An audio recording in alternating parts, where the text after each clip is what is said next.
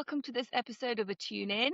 I'm thrilled and very grateful to be joined by Dr. Abrar Hussain. Good afternoon, Dr. Hussain. Good afternoon, Gauri. Thank you for having me on the podcast. Thank you so much. It's great to have you here. I'm really grateful for your time and your expertise. It'll be great for listeners to hear this conversation because I'm going to now read out your bio just to share all the things you've done and all the expertise that you have. And I think, as you know, the listeners here are parents who may not have a background in psychology or psychiatry, but are very keen to understand how they can take little steps in family life to sort of boost connection at home for children's well-being. So, Dr. Abrar Hussain is a consultant psychiatrist specializing in general adult psychiatry and liaison psychiatry, working at the interface between psychological and physical health. He leads a specialist NHS service for functional neurological disorders. Your approach, Dr. Hussain, is holistic and trauma informed, integrating pharmacological and psychological treatments. You're accredited in cognitive analytical therapy or CAT therapy. You are an EMDR Europe accredited practitioner with a particular focus on relational patterns, traumatic stress, and recovery orientated care grounded in compassion, collaboration, and safety. Dr. Hussain is widely published in scientific journals, presented nationally and internationally, and is regularly invited to speak to clinicians and trainees. He is a TEDx speaker and currently serves as Chief Clinical Officer at Nervous System Economy, where he works at the intersection of mental health, leadership, and organizational well-being. Alongside clinical work, Dr. Hussain is deeply involved in education, mentorship, and research, being course director for the London-based MRC Psych CAS program, also providing postgraduate training to psychiatrists across the UK. I mean, it's such a vast sort of experience, so much contribution to this field. So thank you for all that you do. And it's really nice to sort of meet a fellow psychiatrist, and you're a consultant psychiatrist who also works as a therapist. And maybe we could start the conversation there. Because I think when I was working in medical psychotherapy, what struck me was how, we see people at one end of a spectrum, and actually there is a process. And I wonder about how people could intervene maybe earlier, or what little small steps could be helpful for parents to take to support children's mental well-being based on what you see in your practice. Yeah, thanks, Gauri. I'm an adult psychiatrist. So in my clinical work, I see patients who are 18 and above. But as part of my training, I have spent some time with child adolescent departments. And whatever we are today actually is a product of our early life and our childhood, and how we have interacted with our caregivers shapes who we are and how the future will also unfold. So what I find particularly interesting is relational understanding that a child and a parent develops. And I think that's a fundamental part of a child's well-being and upbringing. Couldn't agree more. And I do love the word relational. I think we probably don't use it enough. And in terms of sort of the fact that the environment in the early years and the way a child feels about their caregivers shapes the way they relate in the future. And obviously, you're a parent, by the way, aren't you? How many children do you have? So I have two children, two girls. So having been through that process as a parent with the knowledge that you have, is there anything in particular that you wish parents knew? Because as you know, and we talked about this last time, we as parents are juggling a lot. There's so many competing things on our time, our attention, and it isn't always particularly easy to be attuned, but at the same time, it is such an important time in a child's growth, their developing brain, their mind. Is there anything in particular you kind of wish all parents knew? Well, I think the first thing to say is that we are all relational beings. So who we are and how we make sense of who we are actually is embedded within that dynamic of, how our caregivers were with us and how we are with our children. So whenever I think of how I interact with my children, part of me thinks of actually what was it like for me as a child growing up. And I pay attention to that because invariably our childhood experiences will shape how we talk to our children. And there's a lot of depth, I think, in this conversation. And the main focus is around, I guess, how can we make our children be their authentic selves and have that channel of communication where we can build that dialogue and the relational aspect, which helps us understand what our children go through and again help the children talk to us about what they are struggling with in today's world, which is changing at quite a rapid. Absolutely. So, real sort of creating a dialogue, creating a dynamic where children can express themselves and not shy away from their authentic self. And I would love if you could just maybe describe or expand a little bit on authentic self, because that as a term, I wonder whether many people, because I think, what does that mean? I mean, I know what I think it means and I know what the literature speaks about in therapy. But if you were to sort of describe it in words, how would you describe authentic self? So I'll go back to my own journey, and you rightly said, CAT and trauma work has largely shaped my psychiatric work. But I have been heavily influenced by another model called IFS, Internal Family Systems Model. And my understanding of the self comes from CAT and IFS. So when I say authentic self, I think I refer to the part of us that wants to collaborate, wants to grow and thrive, wants to help others, wants to be curious, wants to be creative. And sometimes that authentic self is not allowed to flourish because of difficulties in the system. And by system, I mean immediate system, in the family system, and wider societal systems. So the stress and strain that a child feels in their relationship with their caregivers, their parents, their friends, their peers, their schools, their teachers, all of that will shape and affect how they express their authentic self. A child that, in my view, has more alignment with who they are at a very deep level, at an authentic level, at a self level, that child has more avenues and more tools to actually flourish in life and to help other people along the way. Thank you so much. That's really nicely described. And what I'm thinking about is examples of why a child can't express their authentic self. And actually, modern day parenting and modern day family life, with exam pressure, sometimes there's sibling rivalry, there's now digital tech screens. Often there are two parents working, and we may not be sort of raising children with lots of with our tribe, as maybe in some cultures happens. And what I sort of found interesting when I used to sort of be in the psychotherapy space was the idea of defenses, which kind of come up. So the authentic self is the self that we are when we're not being sort of triggered, or we're not feeling threatened, or we're not feeling unsafe. So the nervous system is regulated. But the reality of family life is, of course, our nervous systems are always getting prodded. And children, when they're competing for parental time, competing with their siblings, competing with their phones, children then put up maybe defenses. And those defenses end up sort of staying with them unless unless someone's attuned, probably, unless someone's able to say, right, okay, for example, a sibling is jealous of their other sibling, they don't feel safe, and then they become angry. And that's a defense. That's not their authentic self. That's a defense. Yeah. And I think parents maybe understanding that concept about defenses versus authentic self. Yeah, I think the key word is safety here. So if a child feels safe, then the child is able to regulate their own nervous system. And that means that the child is actually receptive to things we tell them, and is receptive to actually looking after its own needs, their own needs. And when there is lack of safety, when there is a lot of threat around the child will then behave in ways which are misaligned with their authentic self. So when you say defenses are actually protective. They help the child to get through some certain difficult experiences or traumatic experiences. And any behavior that feels like it's not part of someone's authentic self is actually an entry point, I think, for a parent to examine what's going on here. Can I Mm, understand this behavior in a wider context? And without blaming the child, can we actually go behind the symptom or the behavior, understand what's going on for them? And I also like to think of the analogy of an iceberg. I think what a parent is seeing is just the tip of the iceberg. And quite often, to understand the full picture, we need to take some time. We need to make sure that we are, as parents, first of all, regulated well enough. We are open and receptive.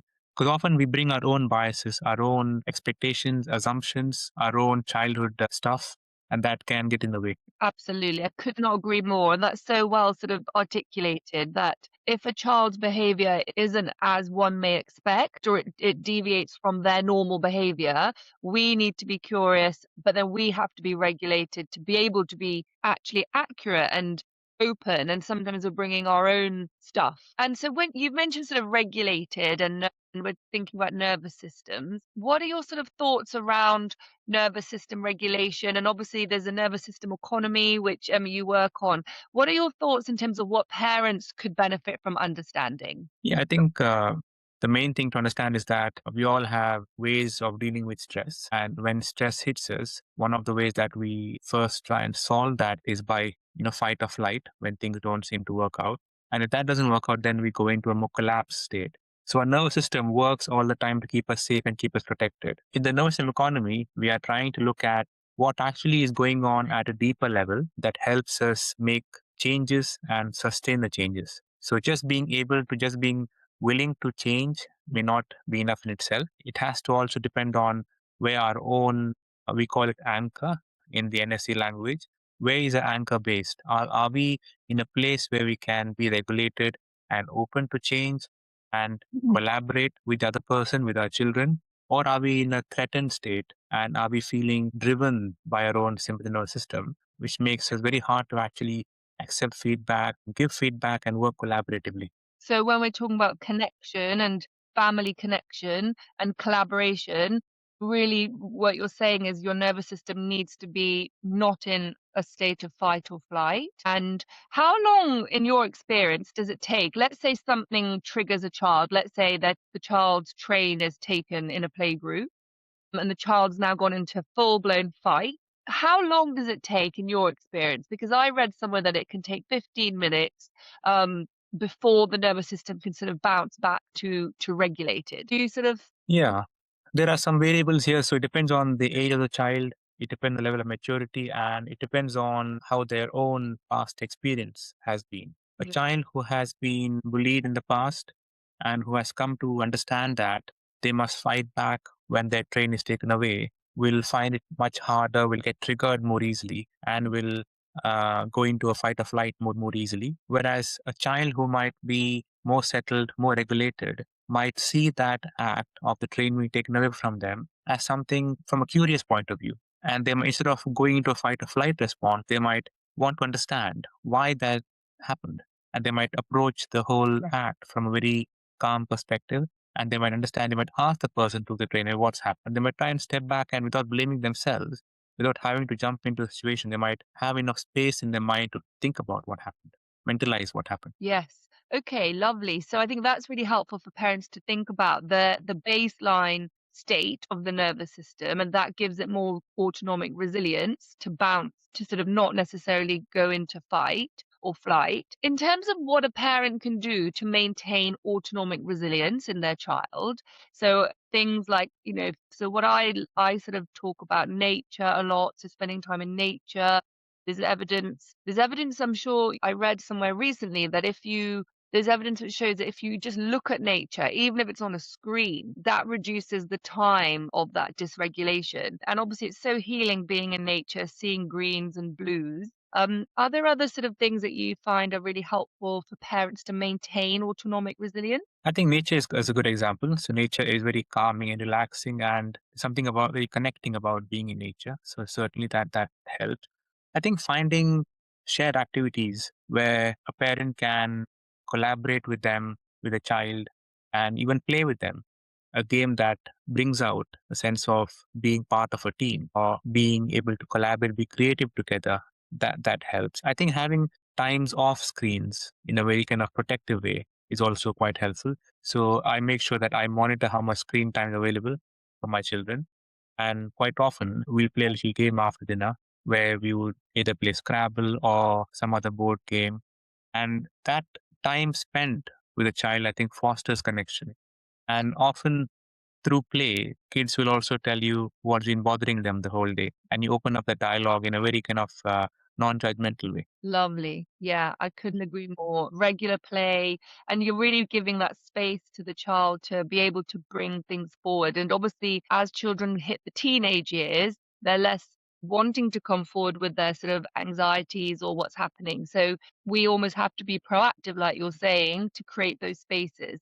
And it's such a great investment of time because I think, nipping things in the bud early. So if there's something going on at school, it's better just to nip it in the bud and sort of rather than let it foster and ossify into a bigger problem. And in terms of, you mentioned CAT therapy, cognitive analytical therapy, and IFS, internal family systems. I'm a huge fan of both, and I just love the fact that, things which are so complex are just made quite simple, or there's a structure to something so complex. And I would love to sort of share that a little bit with more people so they can understand that actually there are structures and tools around that are very, very helpful for a parent to observe in their developing child. So in terms of cognitive analytical therapy, are there any major features that you think could be helpful for a parent to understand? So I use a CAT model in a variety of situations, both in clinical work and well as in educational work. And I quite often I use the reciprocal role part of the model, which I find really fascinating. So a reciprocal role is a dynamic between two people that you draw on paper. Usually, you depict a line between two people. Usually, the top pole is the parental position, and the bottom pole is a child position, and you connect those two with a vertical line. And the idea is that when we were younger and we were in a child position, the interaction we had with our parents and caregivers had a particular impact on us. So the action of the parent at the top of that reciprocal role had an impact on us in the bottom of the pole as a child. If we've experienced a particular pattern of behavior from our parent, the caregiver, and we've responded in a particular way, and that repetition happened a few times, then we would carry that reciprocal role through life with us. And when in adult life things look like they are very similar in that role, we get triggered and we would respond again in a very similar way of how we did when we were younger. A positive role might be around listening at the top and listen to at the bottom.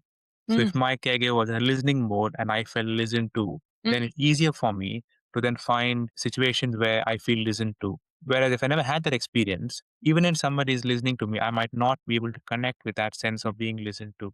So it becomes quite hard for me.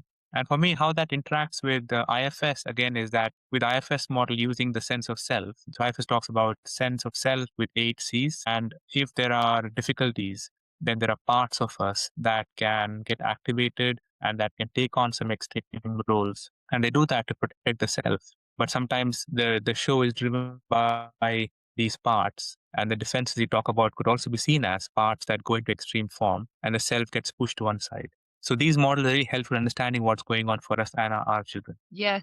I mean, that is amazing. I just want to pause on the first bit, and then I want to talk about IFS. So the cat, what you've just said is quite profound, I think, for parents, because we know that what we experience in those early years, maybe first 7 years, and that typically is parents, teachers, caregivers, that feeling is what we then are drawn to later on because it's familiar. So if in the early years you were listened to, that's familiar. Then going forward as an adult, in work or with friendships or relationships, that will be familiar, and that will end up probably being repeated, and that becomes a pattern. So what we're saying then is that as parents, we're in a really great position because we can sort of intentionally say, right, these are the healthy things that I would want my child to be drawn to as an adult. And that's what I'm going to try if I'm intentional, if I look after my own nervous system, if I'm kind to myself, compassionate, if I'm creative.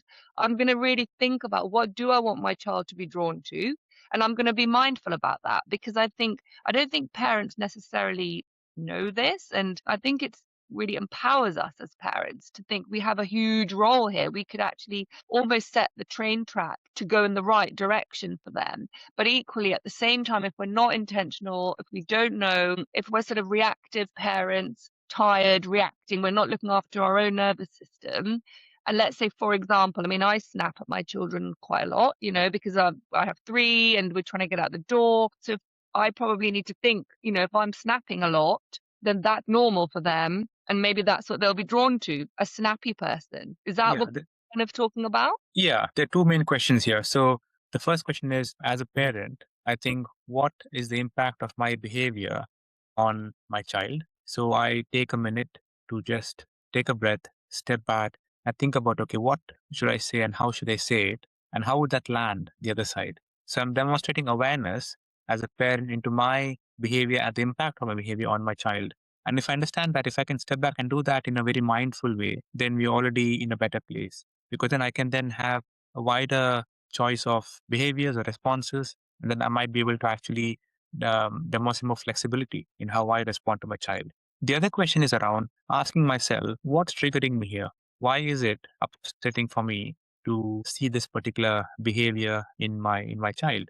And that can again be something that I can draw on from my own experience as a child. Sometimes the reciprocal roles, the parent starts to occupy the bottom pole, the impact pole, and the child become more powerful. So quite often, I think parents relate to the fact of feeling powerless in relationship with their children, and because they become more powerful because of the behavior and where they come from. So understanding those roles for ourselves and the impact on our children is quite helpful as the first step, I think. Yeah, wow. And so are we talking there about intergenerational patterns? So if a parent feels helpless because the child's, I don't know, having a tantrum or there's a teenage door slamming situation, does that remind us when, you know, the parent when they were younger, when they were helpless with their own parents? Is that what we're sort of talking about? Yes, so that is the background to it, but Okay. also depends on at an individual level, how did I respond to, for example, not being listened to when I was a child? Yes. So I could have gone both. I could have become over compliant and I'd have made sure that I will not upset anybody, or I may have rebelled and I may have become angry and I may have become more rebellious. Based on how I, as a child, responded back then, can I map out what's going on now in my current relationship with my child? And that's quite key, I think. So there's no, although we have a model, I think for each person, it's about working out what's going on for them and try and map that to what's actually happened in their own childhood. Yeah. So the CAT model is a way of really tackling intergenerational patterns head on, basically, because you kind of map it out, you look at it on paper, that this is the role I had in my childhood, and now this is what's repeating with my own children. And that's how we can sort of interrupt unhelpful patterns or carry on with helpful patterns, depending on if they're serving us or not. Absolutely. And we have the option here to break that chain of generational trauma, because if we can understand where it comes from and how we can then change our behavior or do something different so it doesn't get carried on next generation, then it's already setting a whole generation to a different pathway. That's very Amazing. profound, I think. I think is profound. I agree with you. It's high impact, such high impact. I mean, it's amazing. And thank you so much for sort of explaining it. And in terms of, I want to move on to IFS in a second, but in terms of CAT, apart from the reciprocal roles, is there any other sort of tool or structure or strategy within the model that you think is helpful for parents? Yeah, the other part of the model is where we map core pain. So core pain is the deeper psychological pain that leads to various behaviors in cat. So Hmm. if we can understand as a parent, what is that core pain that we probably are carrying from childhood, and maybe it's getting triggered in our current role as a parent, because a child is trying to obviously, teens you talked about recently, as a teenager, they're growing into their own adult selves, and that's the training kind of become, adults. And if we get triggered by their behavior, is that actually a reflection of our core pain being triggered? And if Hmm. that deeper sense of understanding is developed, then we can exit, it's the other word in cat. We can choose to have exits or aim and work towards having exits where we don't repeat the same pattern again. Wow, another profound point. So in everyday family life, for example, you may find yourself getting really triggered when your child, I don't know, maybe isn't showing gratitude or isn't saying thank you, and you may get really, really triggered. And that could be because when you were a child and you didn't say thank you, you got really badly told off, and all of the pain when you were young is now coming back and you're getting flooded, your autonomic nervous system's getting activated when actually the situation in front of you was not as strong as how you felt when you were a child because now you're an adult. But we're sort of remembering all that pain as if we were a child, but in an adult's body in front of our own child, right? Yeah, we've had rules as children, and we've carried those rules into the next generation, and we expect the same rules to be applied to the next generation. And when that doesn't happen, like then we get disappointed, we get triggered, and then our nervous system becomes more dysregulated. So the rules, that's a really interesting point. It's jogging my memory now. So the rules, so as parents, we can sort of choose our own rules. You know, we don't have to just carry the rules from the generations above. We can kind of be intentional and think, right, which rules were good, were helpful, and which were a bit over the top and a bit harsh, and we can't expect. You know, there's a lot more knowledge now about child development and what is reasonable to expect from a child, and maybe that new information can sort of come in now for us parents. Could we go to IFS? Because I literally love this model a lot. I also love the schema model, and they're similar. But with IFS, could you sort of just describe in sort of simple terms the self and then the different parts that we all have? So IFS says that we all have different parts. You know, this is not pathology, this is not clinical. As by virtue of being a human being, we have different parts. And the one that we really want to center with and try and maintain as much as we can is self. But the reality is life is going to bring things to us and we may go into the other parts.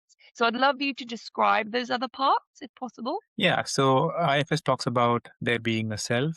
The self has 8 C's. I may not recall all 8 C's now, but I'll give it a go. So it's calm, connectedness, curiosity, creativity, compassion. Actually, it's on my wall here. Confidence and clarity. Actually, so the 8 C's make up the sense of self. And when we are in the self mode, our approach to things very different than we are in a part mode. So parts are not bad. There's a book called No Bad Parts by Richard Schwartz, who put the model in place. And parts are here to help the self, and parts take on an extreme role sometimes because they lose the trust in self. So what the IFS model says is that if we become aware of our parts, and if we can work with our parts and get them to step back a little bit, then we have more space for ourself to then develop and grow. So the model says that the self is never lost, which is quite an optimistic way to think about things, and quite hopeful actually, that we all have a self. It might be pushed to one side, it might be kind of, pushed down by various parts. But Mm, if we can work with the parts and gain their trust, actually we're trying to help the self and the whole system as a first step towards having more of a self-led approach to things. right. And the parts, so there's the protector, the firefighters, manager. Yeah, there's various ways of describing the parts, and there are parts that the firefighters, for example, are parts that jump in at short notice and they make sure that nothing is getting destabilized. And there are parts which are exiles, the parts which are not wanted almost, and they're kind of pushed to one side. They're quite far away. So all these parts are quite helpful to think about. Mm, And for each of us, we'll have different parts. And going back to your example around, say, a child who's getting angry and irritable, there might be an angry part who is actually running the show, because the child has realized that when the angry part was in full flow, they actually got their needs met. They got the train back from mm. the person who took the train away, because the angry part managed to do that for them. So the needs are met to a particular part, and that part then starts to run the show. Yeah. Okay. So helpful. And, you know, as parents listening to this, and as a parent myself, I think the real sort of amazing win would be as a mum noticing when my child goes into the different parts with compassion and curiosity, and then helping them on their own journey, bring them back to self. And I wonder if you found yourself doing that naturally as a parent, because obviously you have all this knowledge and you see your children going into their parts and helping them with that, because that is an act of courage, isn't it? It's an act of patience. It's an act of curiosity, understanding, and it's not that natural. And the reality is, our own parts get activated as parents when those parts come out. So as a parent, I try and be in my self mode as much as possible. Yeah. I first have to understand my own parts, Okay. and I have to understand that in certain situations, a particular part of me might get triggered and might take over. And if that happens, I first have to do my own work, Yeah. and I have to first go back into my self mode, let that part step back a little bit. Because that ensures that my response to my child is the best possible response I could give. The second thing is that there is no blame here. So we're not blaming any parts. Nope. We're not blaming the child for the behavior. We're looking behind the behavior. And we're also not blaming our parents. So we talk to generational trauma. That doesn't mean there is blame at any level of the generation. Yes. But being in self mode gives us the tools to then create that safe space in a much more effective way. And then we can reach out to the child and help and work with them. Wow. I mean, this is huge. This is incredible. Can you imagine if all parents everywhere were able to spot when their child goes into a part, but first go in and do their own work quickly so they can bring themselves back to self and then respond to their child? I mean, that's a whole different, that is interrupting reactive parenting, autopilot parenting, interrupting intergenerational stuff. Do you have any little tips or tricks that you use? Let's say you get triggered but you realize I need to come back to myself before I respond. What do you do in those moments? So I pause. I Okay. pause and sometimes I literally just breathe and I try not to respond immediately. So Mm. I take some time. I notice what's happening, both for myself within me and the behavior that's coming towards me, I guess. And I try and approach things from a calmer perspective when I feel more regulated, without blaming what's happened. I understand the behavior that is maybe triggering for me and see where that comes from. And that being in that calm space, being in the self mode, understanding my own reciprocal roles and understanding how my parts can then run the show, that helps me to just stay back and respond in a more effective way. That's the main first step, I think.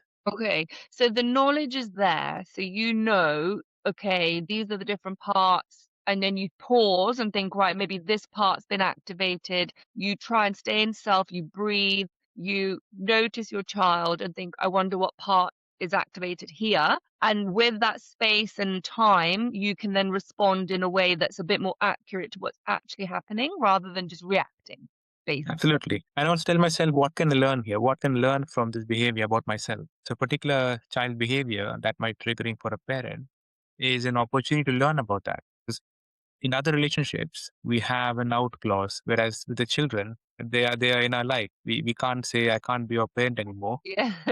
It's something that I guess we are stuck. I can use a word in a context. We are stuck till they're 18 or till they leave home. So it's an opportunity for us to grow and learn about ourselves and to mend and repair relationships. So through understanding difficult relationships, we get the chance to then repair our own stuff. So you can see it from that perspective also as well. I love it. It's such a great way of looking at it that actually our children are almost going to help us learn about ourselves and they're going to give us so many opportunities to get triggered because that's the nature of parent child connection. But if we do our own work, if we take those moments and almost see it as a gym, it's like going to the gym, but It for the is mind. There's a constant workout. But relational, Jim. relational gym. And then you can end up with these muscles, which can just help, obviously, the relationship with your child, but also help your relationship with yourself. And then other relationships, probably friendships, and then relationships with your own work, your passion, your purpose. I mean, it's such a great message, actually, and I suppose what might be helpful for parents is to the knowledge because it's easy to do that well, it's probably not easy to do this with the knowledge, but it's going to be a lot harder without the knowledge. So I think learning about parts, understanding that it's completely normal to have different parts, and then having your own strategies in those moments. So taking a breath, taking a pause, zooming out. Sometimes I sort of think about zoom out. So pretend you're like a bird flying over your situation with space. And you sort of notice, as an onlooker, like an objective third party, what's going on here. And then you may go, oh, well, they're hungry. That's why they're moody. Or, oh, yeah, I've got a big talk tomorrow. That's why I'm moody. And actually, with that perspective, that space, it can kind of help. And do you feel that for your own nervous system to be able to do what you just said, you have to have done a lot of maintenance support? So you have to have good habits, a good lifestyle, whether it's thinking about your nutrition, hydration, exercise, nature, music, your own relational well-being. What are the things that sort of help you so you can be in self when you really need to be? Yeah, absolutely. I think at a biological level, good sleep pattern, hydration, nutrition, all of those things, exercising, all of those things are stuff that I do for my own self care. And they're very, very essential because unless I am in that best state of myself, I can't then really effectively parent a child. So I have to first do that for myself,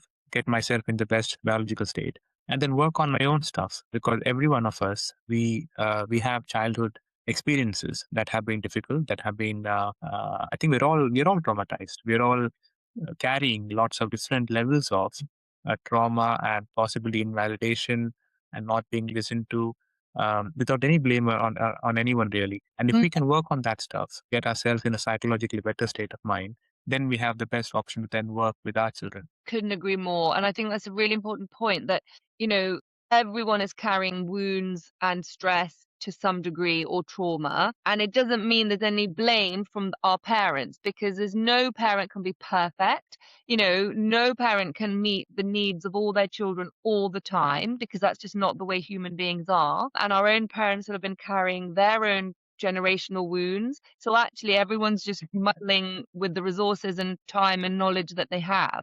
But without doubt, we will have stuff of our own. So, I mean, I sort of think everyone should do a little bit of work. Maybe, you know, like folic acid when you're pregnant. I mean, it's almost like there should be like a folic acid for this stuff, and actually going into parenting with some of this knowledge beforehand. And that's one of the visions of a Tune In, the platform that I've built, is to sort of bring some of this knowledge to parents so that when they are triggered in those sleep deprived, hormonally implosive moments, because it's such a biological roller coaster what the human body goes through, and it affects both parents, you know, the way sleep impacts us. So I mean, there's so much here and I could talk to you for hours, but I wondered how else, if somebody wanted to sort of learn more about what you're doing, how can people get in touch with you, and what are the sort of projects that you're working on? So I'm working on a project with the nervous system economy. So you Yeah. can look at nervousystemeconomy.com, and we have tools for various levels of engagement. And we look at what is the underlying capacity of the nervous system to be able to then create and sustain real change. So we make a distinction between temporary change,